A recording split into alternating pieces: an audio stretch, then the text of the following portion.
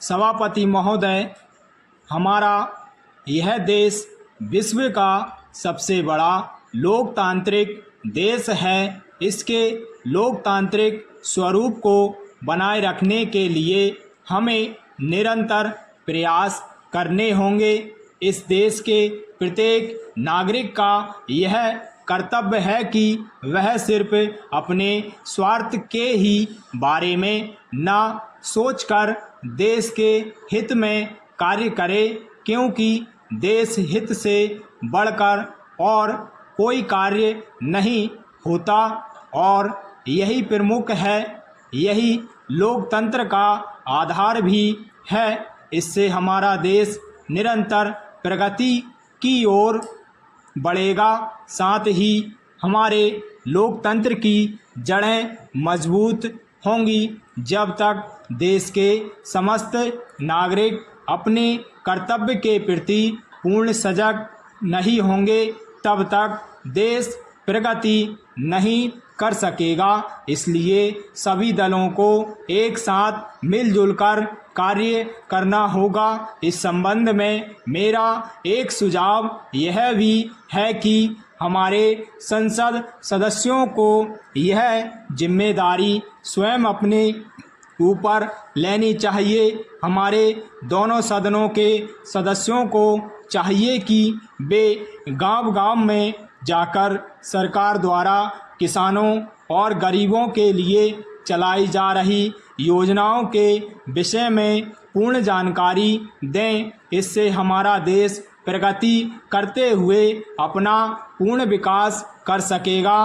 Para सभापति महोदय, मैं आपके माध्यम से यह अनुरोध करना चाहता हूं कि इस सदन में अनेक बार यह कहा गया है कि इस देश के सामने जो समस्याएं हैं उनको समाप्त करने के लिए सरकार द्वारा कोई गंभीर प्रयास नहीं किए गए हैं। सरकार द्वारा गंभीर प्रयास करने या न करने में किस प्रकार से दिया जा सकता है, यह बात मेरी समझ में नहीं आती। कुछ वर्ष पूर्व देश के कई हिस्सों में यह चर्चा का विषय बन गया था कि देश के सभी लोगों को आपस में सहयोग करना चाहिए, सभी दलों को आपस में मिलजुल कर कार्य करना चाहिए। किंतु क्या वास्तव में ऐसा हो पाता है, इस पर विचार किया जा सकता है।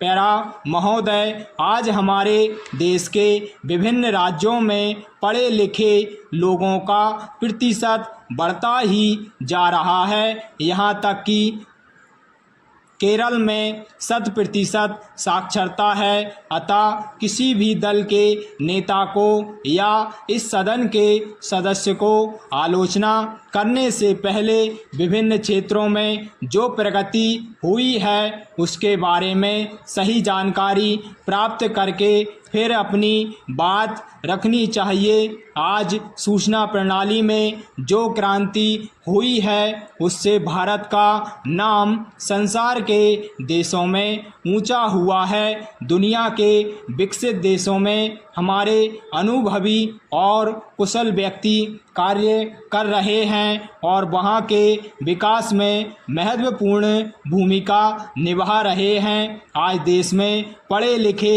लोगों की संख्या पहले की अपेक्षा 3 गुना अधिक हो गई है। यह सब सरकार द्वारा किए गए प्रयासों का ही नतीजा है। शिक्षित युवकों के लिए रोजगार के अवसर भी पैदा करने की दिशा में सरकार प्रयत्नशील है। युवकों को केवल शिक्षा देने से कोई भी सरकार अपने कर्तव्य से मुक्त नहीं हो सकती। उन्हें रोजगार के भी समुचित अवसर उपलब्ध कराने की आवश्यकता है।